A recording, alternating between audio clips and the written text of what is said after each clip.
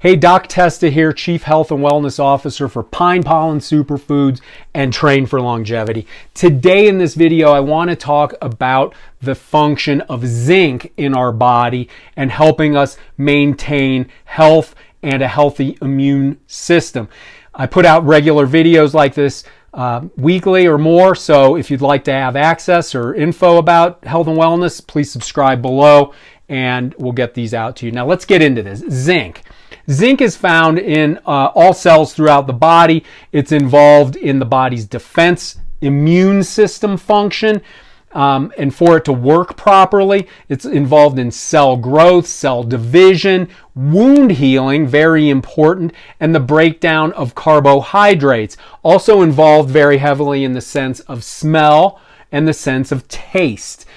Also, for those of you who would like to know this, I'll share it. It's involved in enhancing the actions of insulin.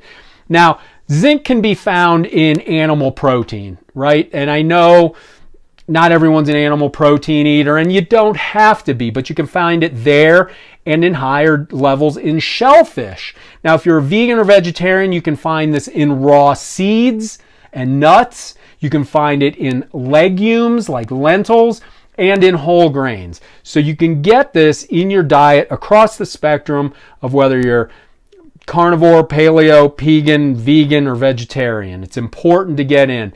How do you know if you have too little? Well, you could have frequent infections. And this is common and overlooked by a lot of primary care doctors. You could have recurrent sinus infections. You could have recurrent bladder infections. You could have recurrent urinary tract infections. You could have infections around your cuticles that keep coming back. This could be an indicator of a lack of zinc in your diet. Poor appetite. Not too common in the U.S., it appears, but apparently poor appetite from too little zinc. Also, poor sense of taste and smell, which I mentioned, and I have seen this in my practice before.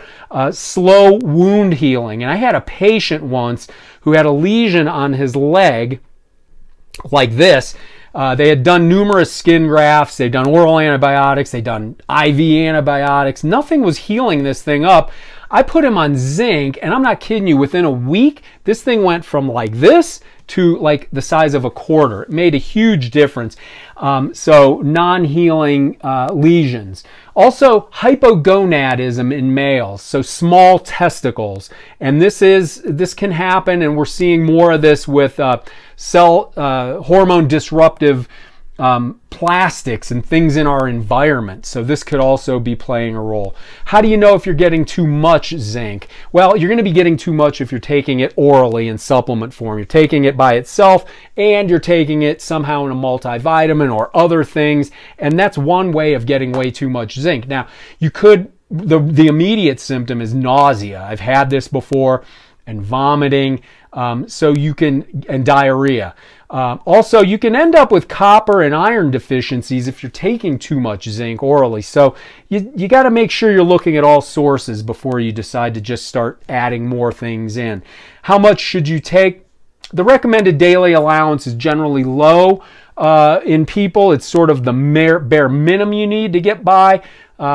You might need to work with a coach, health coach, or your doctor, or we can help you with this in determining if you need higher levels. But 11 milligrams in a male, I take 15 milligrams. Sometimes if I'm fighting off a cold, I'll take higher amounts. In females, 8 to 11 grams. So that's roughly the dose to maybe start out with. See what's in your multi. Multis tend to have a little bit higher amounts. Just because you're taking 15 milligrams doesn't mean you're absorbing 15 milligrams. So keep that in mind as well.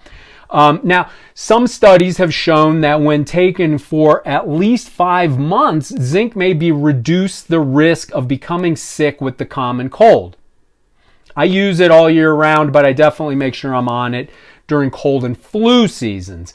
Also, starting to take a zinc supplement within 24 hours of feeling sick has been shown in some studies to shorten the duration and the intensity of the cold, and it just might be less severe. So some info there around zinc. Now, anecdotally, in my practice, with males, I'll say I've used this for erectile dysfunction successfully. I've used it with sperm motility issues, low sperm count, and in males who are within couples who are trying to get pregnant. So I have seen good male energy come from come from optimal levels of zinc. So I hope this is helpful. If you like this, please subscribe to our YouTube channel below. We'll send you more information like this, and I'll see you in the next video. Thanks for showing up.